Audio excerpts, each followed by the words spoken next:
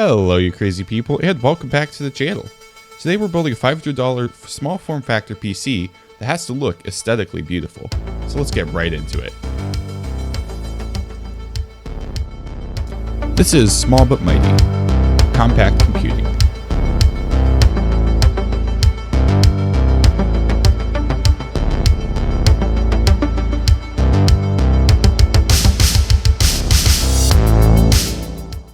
First off, so let's get right into the parts.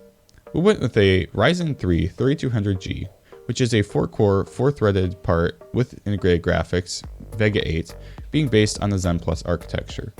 This choice is pretty obvious, as the AM4 platform is greatly upgradable and can be swapped out later for something more powerful. In addition, this provides us with the option to forego a dedicated graphics card for the time being, given that this is a home theater PC. Next on the list, we decided to go with the ASROCK B450 GAMING-ITXAC. This is a Mini-itx board that comes with a good amount of features that make this a reasonable choice for the system. It doesn't have the best VRMs for power delivery or the best overall design, but it does come with a small form factor, being Mini-itx and all, and it comes with a full-size PCI-E X16 slot, which allows us to put in a dedicated graphics card. For the case, we decided to go with the NZXT H210, which is a nice, very clean and small form factor Mini-itx build. It's not the smallest Mini-itx system, but it provides us with enough room in the back for good cable management, which was very important later on. For RAM, we decided to go with the XPG SPECTRIX D50. This is a 16 gig kit, which is 2x8. This provides us with dual channel support, which is extremely important for our APU. It comes in with a reasonable timing and speed of 3200 MHz CL16, which is reasonably fast, but not anything too crazy. Most importantly though, this looks really nice and it matches the overall aesthetic of the build quite well. For the power supply, we decided to go with an EVGA refurbished 500 watt B-stock power supply. This is a great PSU, except for the fact that it is full-size ATX and is non-modular. Those two things are not ideal for this case, but we did make it work.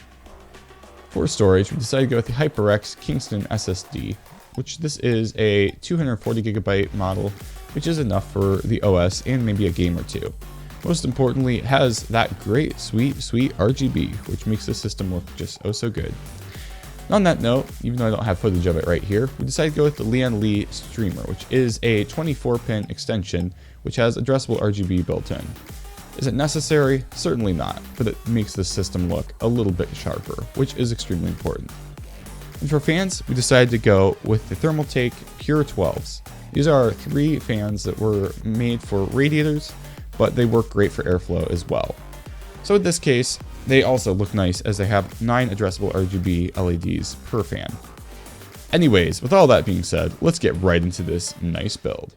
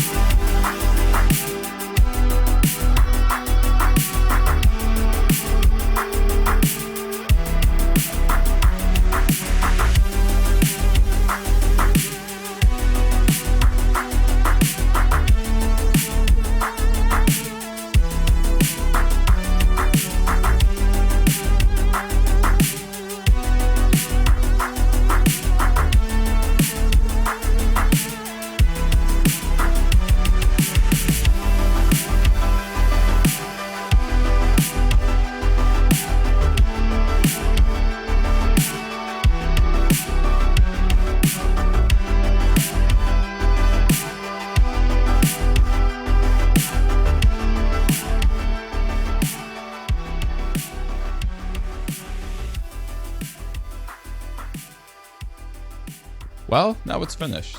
I can say I'm pretty surprised at how well this turned out. I didn't expect it to be quite so nice looking or to turn out quite as clean as it did. Although I will attribute that to like the 3 hours of cable management that it took to get this just perfected. The one thing I didn't include in the parts list that we did wind up using a lot was actually some shrink wrap tubing. So this is used to keep all the cables in check in the back. But overall, I think that made a big difference to the cleanliness or the cleanness of this build. I think that this build turned out, like I said, very nice. One thing I didn't really like though, and my main gripe with this system, was the ATX power supply. I feel like it was a good choice as far as, you know, the wattage and everything, but I feel like it was just a little too bulky as far as all the cables and the space it took up in the case. I will say though that the NZXT H210 is a really great case for putting all the parts in there, and it really does give you a lot of expandability. There's like, I think 2 or 3 different 2.5 inch SATA drive cages that we didn't even populate, which was really nice. So that's quite nice overall. I think that this case definitely suits this build pretty great. The one thing I will say about performance that I wasn't particularly impressed with is the gaming performance. Now this doesn't mean that this system can't game, but it's not as good as I would think. For example, in Apex Legends, to get 60 FPS in game, you'd have to go to 1080p, all low settings, and then drop the adaptive resolution scaling. So it probably looks more like 720p or so to run at actually 60 FPS. If you lock it to 1080p, it scores about 40 FPS in the firing range, which isn't bad at all. It's just not exactly ideal. So even though the VEGA 8 graphics are pretty good overall, I don't feel like they're necessarily the best thing, and I wouldn't necessarily recommend it for a serious gaming use case. But for something like this home theater PC and what it's intended to do, this is more than enough. And that was kind of the point of this build. It was meant to be more than enough so that it could last a few years and then be upgraded down the line once it finally becomes too slow. And I feel like for this purpose, it really fulfilled it. In addition, it looks really nice, and it kind of is a bit of a showpiece for the nice custom builds that we can put together. If it didn't look good, you wouldn't want it to be on display, which in this case, it will be. So this does matter a lot to this overall build. If I was to redo this build for a gaming system on, say, something like a TV or a light 1080p gaming rig, I probably would have gone with a different CPU altogether and actually gone with a dedicated graphics card. All the other choices here, though, were pretty reasonably good. So I think that it turned out really nicely overall. It's just, it's not perfect. The other thing that really kind of irritated me about the system was actually the SSD. The SSD took the longest to get into the system and to get cable managed because of just the length of the cables of the ketchup and mustard coming off the power supply. So given that that was kind of an issue, we kind of had to do some creative thinking and get some cable extensions to work with that. So again, it was all these little things that maybe made it go over budget by about maybe $20 or so, which wasn't bad, but it was just a little bit frustrating. So it may have wound up being about $520 instead of about $500. Now there's one fundamental thing that I think we need to talk about this system. As nice as it is, there's some problems with building a system like this now, especially near the holiday season. So I would say that one of the biggest problems with the system right now is that you cannot find Ryzen CPUs for like any reasonable amount of money. I was looking on eBay just the other day, and this CPU, the Ryzen 3200G, is going for about $150 to $160 USD, which is kind of insane actually. So this is a CPU that we picked up here off of Newegg for about $99, but it's just not practical to get that anymore. So I would say at this point, it's probably not practical to build a system quite like this, sadly, but once the market calms down, it may be very practical and a very good choice. So overall, does the system do what I want it to do? Yes. Does it look good? Also yes, which is very exciting. But anyways, I just thought it'd be fun to document the build, and hopefully you guys enjoyed. Hopefully this gives you inspiration to do your own build. Do you have any suggestions for me? Leave them down below. I'm really curious what you guys thought. So this wasn't the best looking system, but it's just overall pretty decent. So anyways, with that being said, hope you guys enjoyed this video. Hopefully this is a little bit better quality and looks a little bit better than my other videos. If you liked the video, leave a like down below. Hit a subscribe button if you were so inclined. And also if you want to check out my Twitch channel, which I stream about every Wednesday here.